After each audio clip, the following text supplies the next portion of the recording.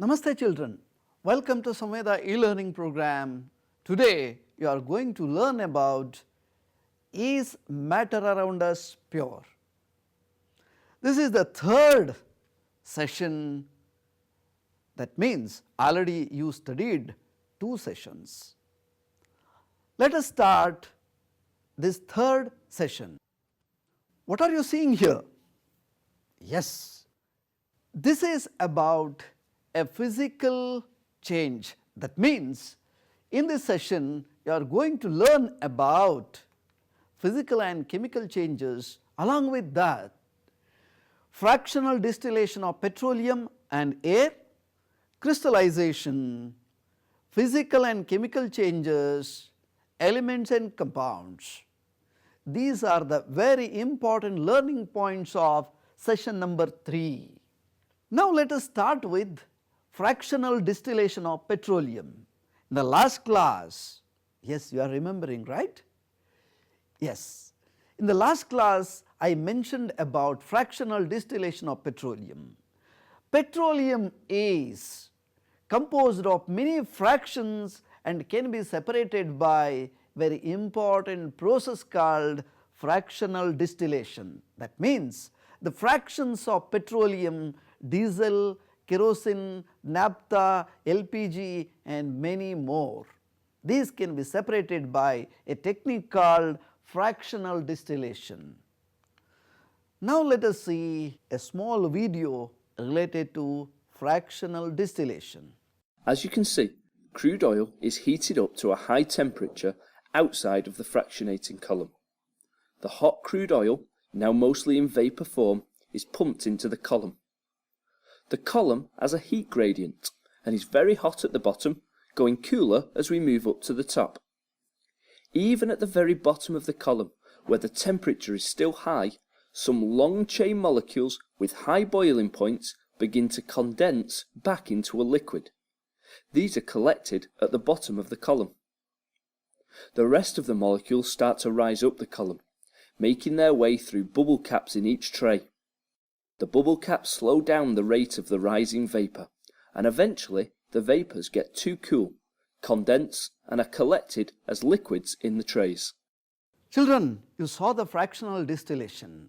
Now let us see the similar method which is used to separate the components of air. What are the components of air? Yes, you know, air is a homogeneous mixture of carbon dioxide, nitrogen, oxygen, argon and so on. These components can be separated by the fractional distillation. First, air is taken in a fractionating column, then compressed. It is cooled by increasing the pressure and decreasing the temperature. Now it is in the form of liquid. It is allowed to warm up slowly in the fractionating column, then it is separated into its constituent various components. The components like oxygen, here you are seeing oxygen, then argon and nitrogen. The boiling points of oxygen is minus 183 degrees Celsius. If you want to convert that one into Kelvin, what you have to do? Yes, you have to add 273. I hope you are remembering this one. Now argon, whose boiling point is minus 186 degrees Celsius, then nitrogen gets separated at minus 196 degrees Celsius. If you compare percentage of air by volume, oxygen is about 21%, argon is about 0.9% and nitrogen is about 79%. If you want to separate oxygen from the air, then we have to separate out all other gases present in the air. The air is compressed by increasing the pressure, then it is cooled by decreasing the temperature. Now it is in the form of liquid, that is the liquid air. Now liquid air is allowed to warm up slowly, as you have seen in the previous slide, where the gases get separated at different heights, depends upon their boiling points. Here is the animation for you. What are you seeing? Here the air is allowed to enter into a fractionating column through a filter which contains all the fractions. This is how to separate various components of air by fractional distillation, also called as fractional liquefaction. How can you separate or obtain a pure copper sulphate from its impure sample? What you have to do? This is another technique called crystallization. First you have to take small quantity, about 5 grams of impure sample of copper sulphate in a china dish. If the copper sulphate is not available for you, what you have to do? Yes, you can do this one at your home. Take small quantity of crystal salt, available, right? Yes. Dissolve in minimum amount of water. After dissolving, filter to remove unwanted impurities.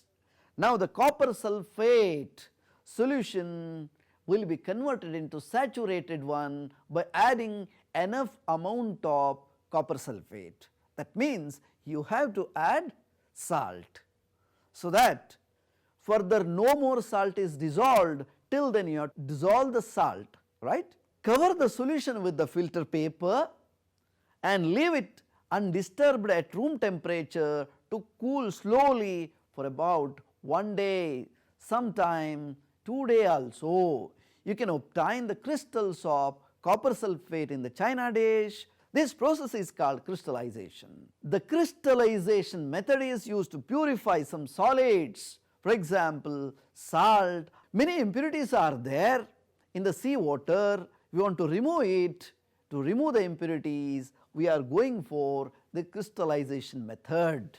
Now children, let us try to understand how to do this crystallization, that is the copper sulphate crystallization, with the help of a simple small video. Are you ready? Here we take ferrous sulphide, which is a compound of iron and sulfur, to do the experiment. Upon strong heating, iron is combined with sulfur to form ferrous sulphide. Now, take a mixture of iron and sulfur in a beaker and mix the contents in it using a glass rod. After mixing, we can see the yellow colored sulfur powder and iron filings separately. Now, take ferrous sulphide in another watch glass and mix it using another glass rod. Here, we cannot see iron filings or sulfur. Thus, we infer that the mixture is heterogeneous and the compound is homogeneous in nature. Now, show a magnet over the watch glass in which the mixture of iron and sulfur has been taken. We can see that iron filings cling to the magnet, which indicates that iron retains its properties. Now, show the magnet over the watch glass in which the compound is taken. We can see that no particle attaches to the magnet, which indicates that iron has lost its properties on forming a compound. Transfer a small quantity of mixture to a clean boiling tube using a spatula and a few drops of carbon disulfide into this boiling tube. Here, sulfur dissolves in carbon disulfide and forms a yellow-colored solution. Now, decant this yellow-colored solution to the china dish. After some time, we can see that the sulfur will reappear as yellow powder, and this indicates that sulfur retains its property. Similarly, transfer a small quantity of compound to a clean boiling tube and add a few drops of carbon disulfide into it and shake the boiling tube well. Here, no change is observed, which indicates that sulfur has lost its original properties after reacting with iron. Children, you saw the video, right? Crystallization process is so simple and the beautiful crystals are obtained, right? Now, the crystallization process is that used to separate or to get a pure solid in the form of its crystals from its saturated solution. The crystallization is a better technique than simple evaporation. Why? Are you thinking? Yes. It is better because some solids may decompose on heating, or sometime the sugar like substances may get charred. Some impurities may remain dissolved in the solution even after the filtration. On evaporation, these may contaminate the solid, hence we have to go for crystallization. The applications are purification of salt, already you know, separation of crystals of potash alum from its impure sample, right. Now let us move on to next one, the applications of various separating techniques till now you studied depends on the nature of the components. Thus, by choosing one of the above methods what we studied till now, according to the nature of the components in a mixture, we get pure substance. With advancement in the technology, many more such methods are evolved, right. What are the various processes involved in this? Here you are seeing a water source or reservoir from where you are getting the water. First, this is pumped into a sedimentation tank to allow the solids to settle by using some chemicals called coagulants. Then that is supplied to loading tank where sedimentation of suspended impurities are taking place. After that, it is pumped into a filtration tank where many impurities are removed which contains fine sand, gravel and coarse gravel. Now this filtered water is pumped into chlorination tank to kill the microorganisms, bacteria, fungus, etc. Now this water is fit for drinking, supplied to home. Now let us move on to next section, that is the physical and chemical changes. What are these? In lower classes already you studied about these changes. The properties that can be observed and specified like color, hardness, rigidity, fluidity, density, solubility, melting points, boiling points, etc. These are termed as physical properties. The interconversion of the states is a physical change because these changes occur without a change in the composition or no change in the chemical nature of the compound, no change in the composition of matter. Hence, these are called only physical changes. Water is converted into gas and back to water and can be converted into solid ice, right. What is this? Yes, you know, it is a physical change. Although ice, water and water vapor, they looks different, they display different physical properties, but chemically they are same. That means all are having the same formula H2O, H2O and H2O. That means chemically they are identical. But both water and cooking oil, they looks alike in the state that is liquid state, but chemical characteristic of these are entirely different. They differ in their odor, they differ in their inflammability. We know oil burns, oil catches the fire, right, whereas water extinguishes the fire. That means both are entirely different. It is the chemical property of the oil that makes it different from water. Burning is a chemical change. During this process, one substance reacts with another to undergo a change in the chemical composition. What are you seeing here? Is it a physical or chemical change? Burning of a candle is, what are you thinking? Yes, Most of you got it. It is both a physical as well as a chemical change, because melting of wax is a physical change, burning of the wax which produces carbon dioxide, water and traces of other components, because candle wax is a paraffin made up of hydrocarbon, hence you are getting carbon dioxide, water and traces of other substances, right. So, a chemical change also called a chemical reaction. During the burning of a candle, both physical and chemical changes takes place. Now you can easily distinguish these changes, already you saw this one. Now, what are the types of pure substances? Based on their nature and composition, we can classify them into pure and mixtures.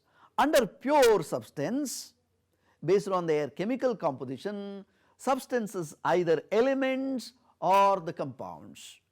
Observe, who is this? Great man. Yes, he is a scientist, but name? He is Robert Boyle. Who is the first person to use the term element in the year 1661? Later on, another scientist. Who is this scientist? He is called as father of chemistry. Yes, are you remembering? Yes, he is Antoine Laurent Lavoisier.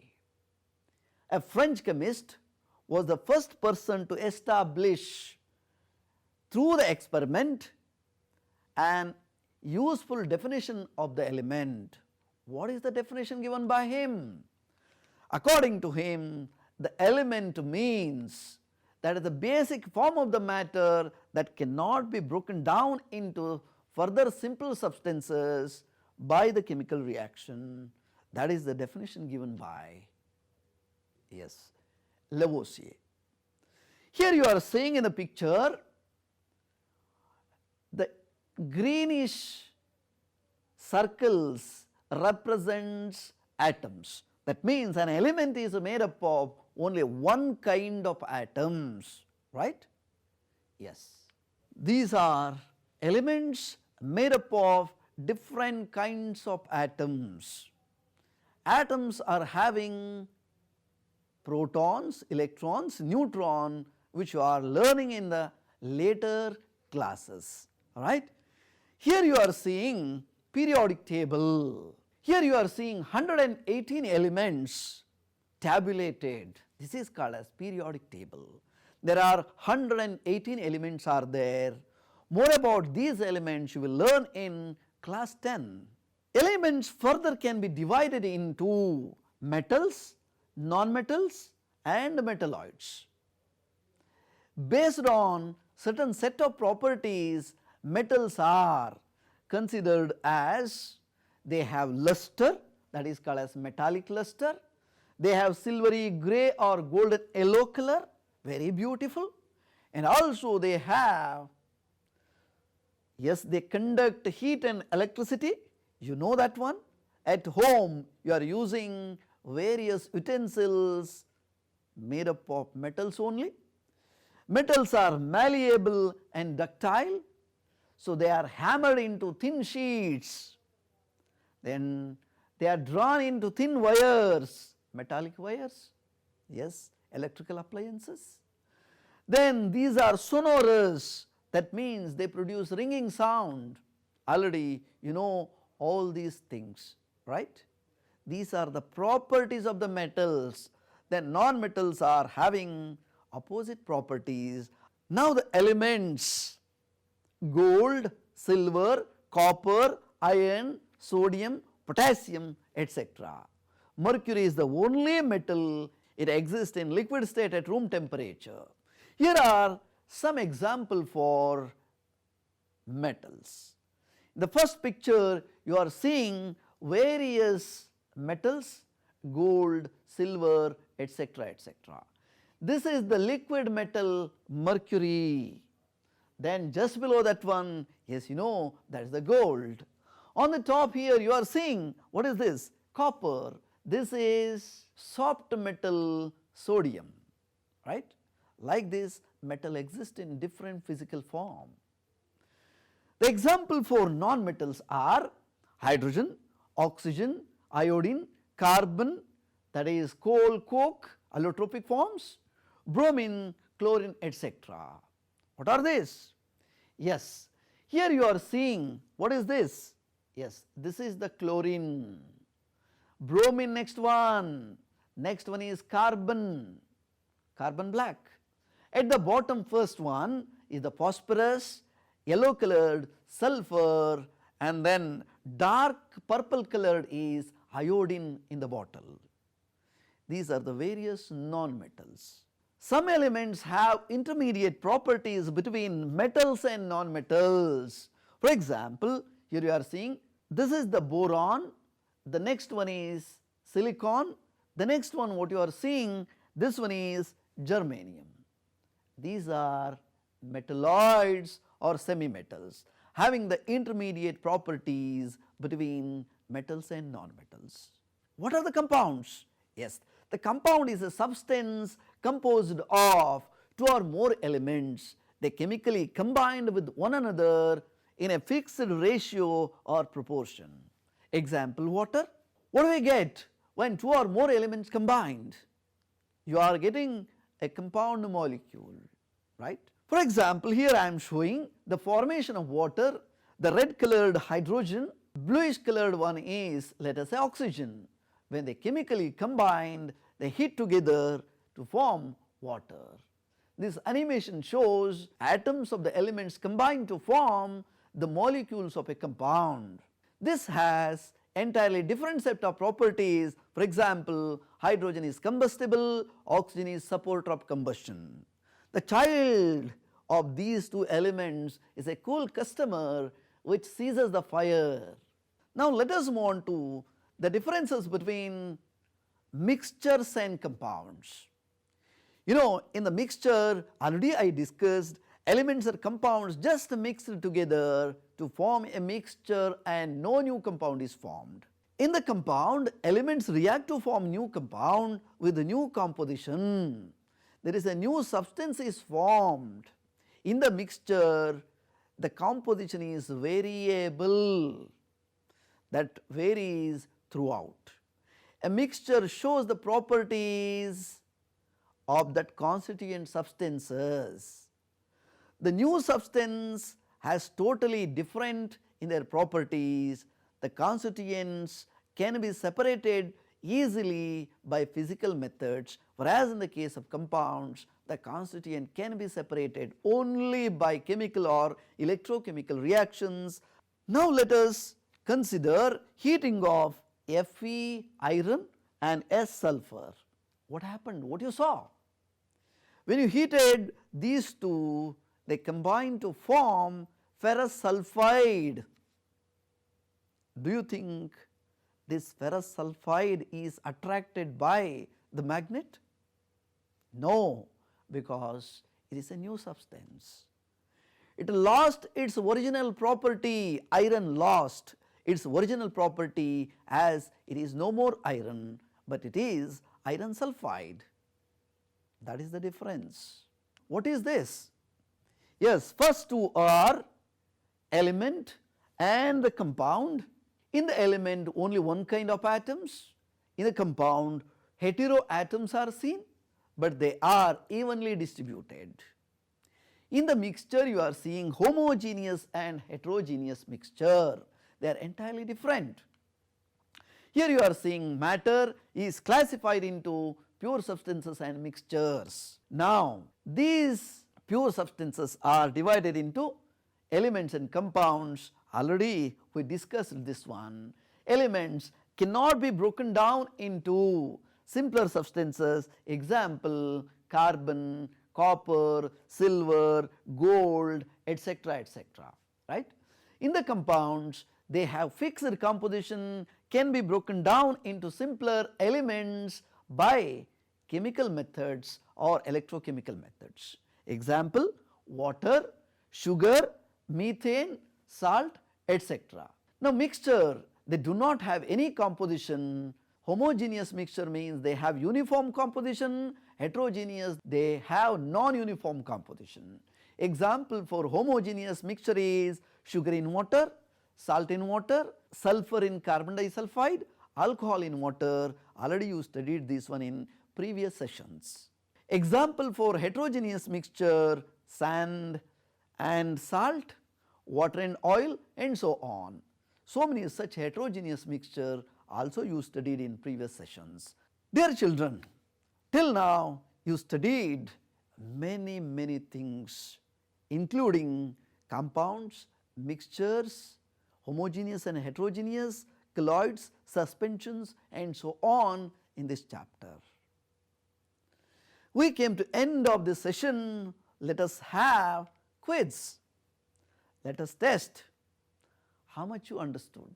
Here is the first question. The impure salt can be purified by crystallization, sublimation, fractional distillation, evaporation. What is the answer? I hope you gave the answer. The answer is crystallization. Most of you, I think you are correct. This is a very simple question. Next question is, composition of the pure substance is same throughout. If it is copper and iron, carbon dioxide, sugar solution, petroleum. What is the answer? The answer is carbon dioxide. The next question is, the element have intermediate properties between those of metals and non-metals. Which one? Carbon, sulfur, boron, bromine. What is your answer? Yes, that is the boron. What is this?